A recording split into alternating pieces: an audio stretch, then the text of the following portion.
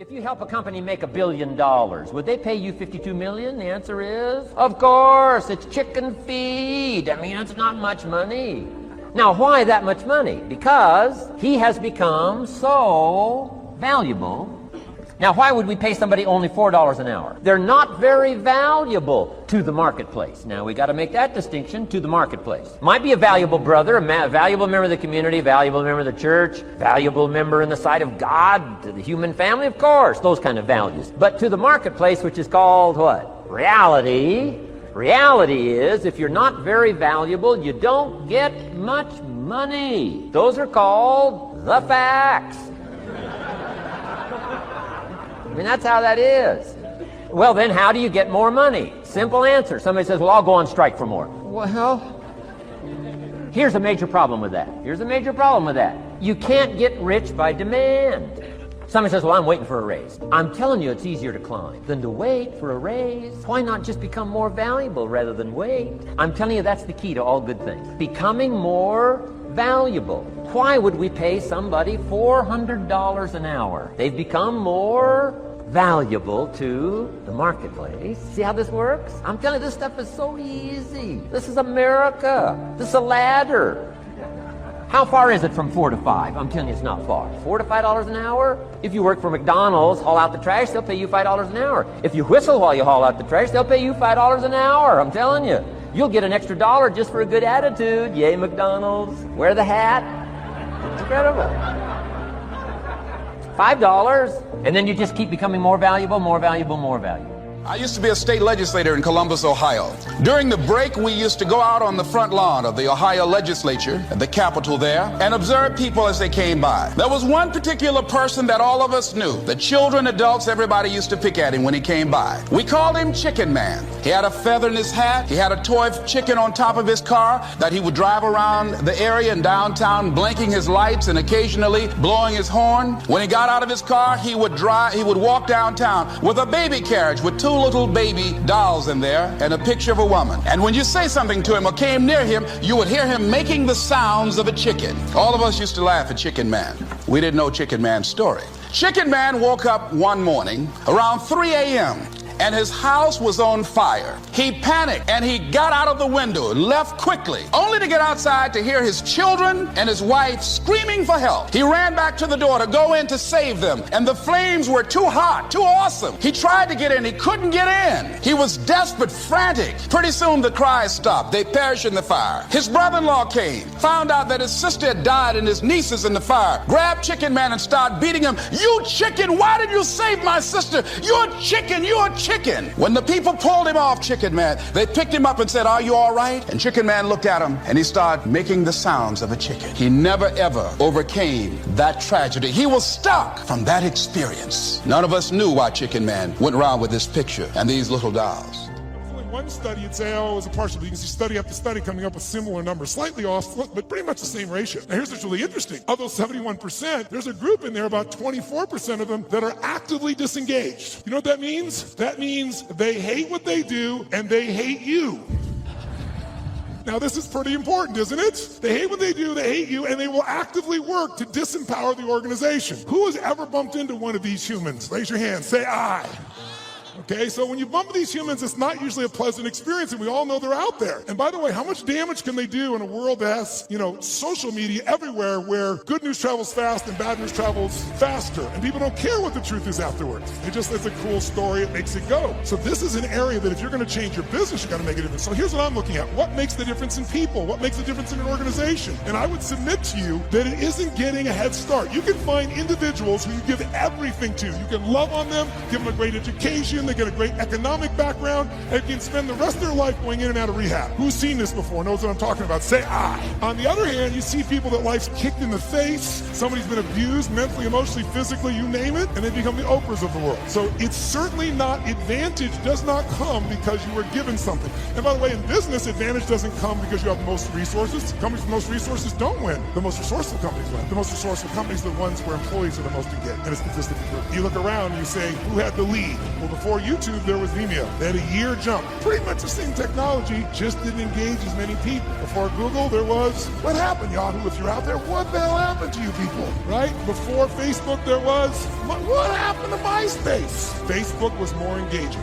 Engagement is really the new fact. Being able to be fully engaged. And by the way, in your intimate relationship, how important is engagement? Some guys go, very important, I want to put it off as long as I can. No, I don't mean that. Full engagement in that area is going to determine the level of fulfillment you have or don't have in a relationship, right? The more engaged somebody feels that you are with them, the more energy you have, the more connection you have, the more aliveness you have. So part of what I'd like to kind of like experiment with here is kind of discover what creates engagement for real with you, what creates disengagement, because these are huge factors. Because if you understand what they are, your level of performance, your level of results, your level of leadership, your level of joy will change very, very radically. Who's with me that engagement is not just a term, but something that can make a difference in your body? Let me see a show of hands. Say I. Now, I'm asking if your hand raised for some engagement, because here's what research shows. If you listen to me passively as I'm talking here, guess what? Within a month, you just listen, sit passively. Most of you are doing it. There's nothing wrong with this, what you've been doing your whole life, what you've been taught to do. You'll remember about 10% of what I say 2 months from now, which basically means you wasted your time today and I wasted mine. 10%. How many came here because you want to learn something, do something, change something, make something stronger or better? Say I. If that's true, then if all you do is take notes, which I don't see anyone barely doing, oh, thank you very much, a few of you. I stand corrected and nudge the people on either side. What's wrong with you? Come on, where's the notes, right? Because I don't know anybody who's got that great a memory. In my entire life, I've kept journals. The more engaged you are, the more the other person will become engaged. You want to get somebody engaged? You get engaged. Think about it. Everyone in this room is a leader. What's our job to do as a leader? Our job is maximize resources, right? How do we take whatever resource and get more out of it? Ourselves, other people, our economics, our business, our technology. That's the job of a leader. But you can't maximize resources if you don't have full engagement. So I'd like to see if we could increase that. And so one simple way of doing that, increasing that engagement, is to start with us. Because by the way, are you going to engage other people if you're not engaged? Yes or no? Yes or no?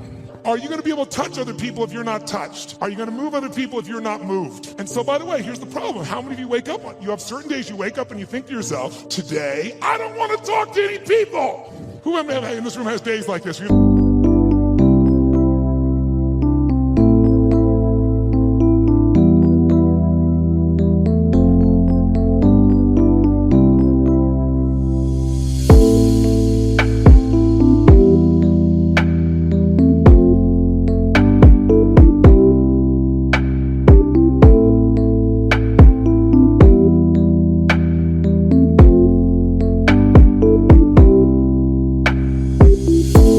Talk to anybody here. Say I. Oh, come on, say with some energy. I.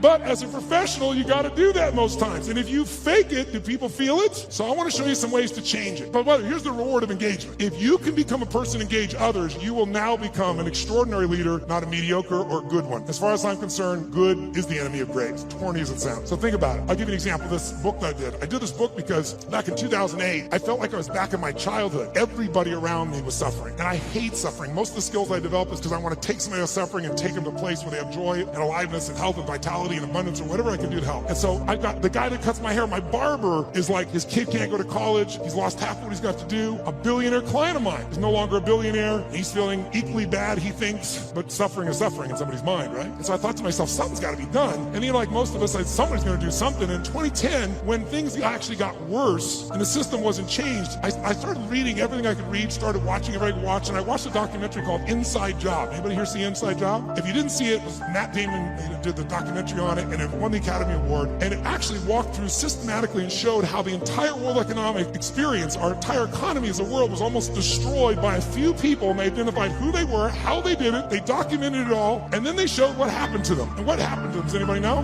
No, not nothing. Nothing would have been a reward compared to what they should have got. They were actually put in charge of the turnaround, and they were given your money and mine. We were taxed so they could put their money back where it belonged. So at the end of this film, depending upon your personality, if you haven't seen it, I should warn you, you'll have one or two reactions. You'll either be very depressed or very pissed. I was on the pissed side.